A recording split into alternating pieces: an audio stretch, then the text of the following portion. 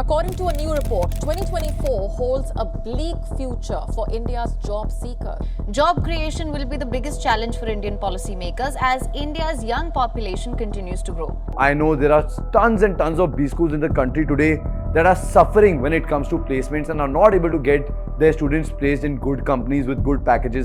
My best hiring decisions have been on the spot, saying कि चल कर लेते हैं. And you should be very clear कि boss अगर बंदा सही नहीं निकला ना, मैं इसको फायर करने में टाइम नहीं लगाने वाला. India is home to one of the largest populations of MBA graduates in the world. Let's first look at the demand of MBA in India. According to AICTE, which stands for All India Council of Technical Education, there are more than 3,000 B schools in India, collectively producing over 3 lakh MBA graduates each year. In 2023, there were more than 2.5 lakh Indians that appeared for the CAT exam, fighting for only 5,000 seats in the top IIMs, which makes it to a selection ratio of only 2.6%, which makes CAT one of the most competitive exams in the world.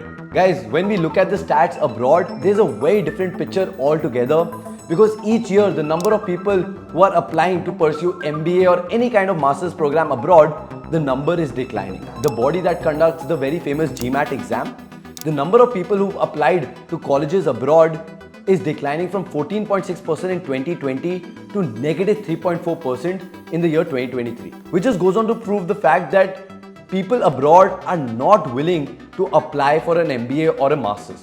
Definitely their problems are very different, because student crisis is one of the major things that everybody is going through, because they still have not been able to recover from the loans that they've taken for their undergrad. At the same time, alternate education spaces like short-term courses, YouTube, all is rising. Thirdly, the focus on skills is being given a lot of importance abroad.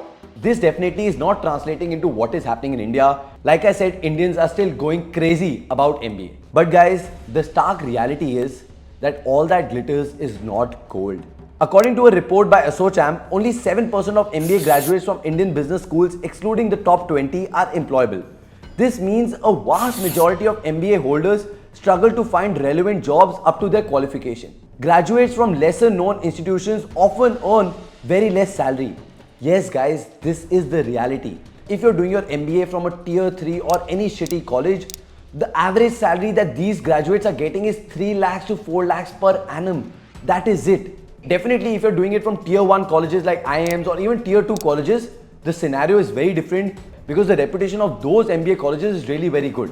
According to a report by Indian School of Business, the average salary of an MBA graduate in India is around 12 to 20 lakhs per annum, which is significantly higher than the average salary of graduates from other disciplines. Which just goes on to prove the fact that if you're doing your MBA from a really good college, then definitely you can get a really good package. Along with that, MBA still makes a better sense than any other master's program in India. That is the reality. Despite students and parents knowing these facts and figures, why do they still go for an MBA?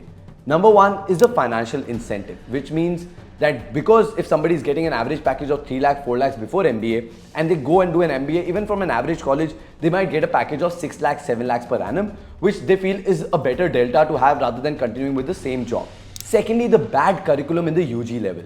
Yes guys, the reality is that a lot of people come from very humble backgrounds and they have not gotten access to really good colleges in the undergrad level. They all have joined local colleges, shitty colleges, tier 3 colleges. And once they've joined, they've realized that after the 3 years of studying there, they've not gained any tangible skill, not built up a good network, and hence they feel MBA can be a great leeway for them. Third thing is definitely building up the networks.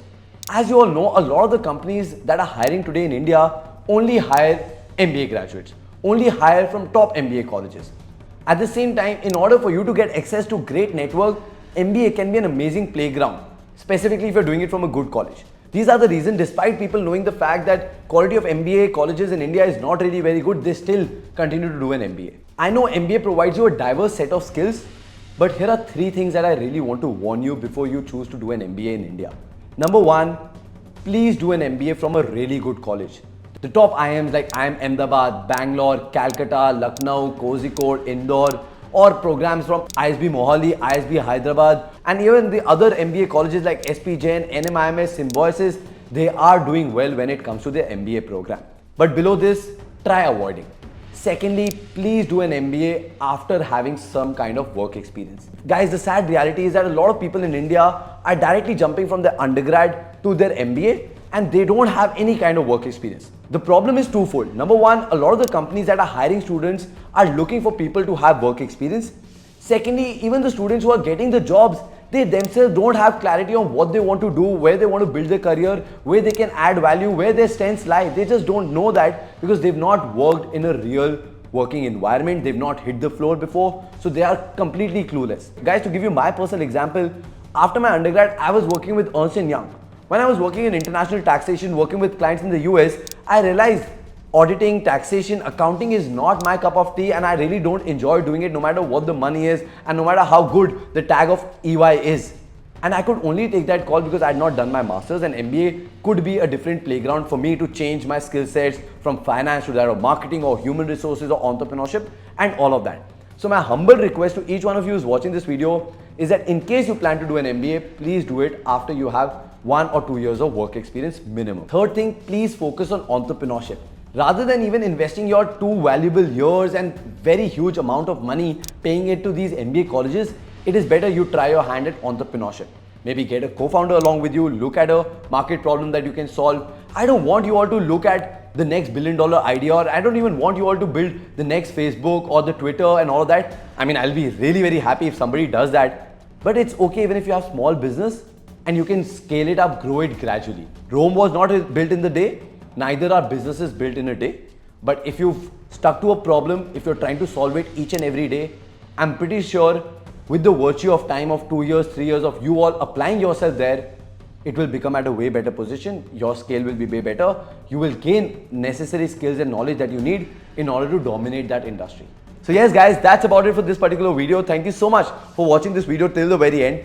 If you like this video, make sure you give me a thumbs up. Comment below if you have any doubts, questions, queries. In case you want to see me personally, please see me for my personal guidance and doubt clearing session. Do not forget to subscribe to my channel and press the bell icon. I'll see you all with another video. Take care guys. Bye-bye.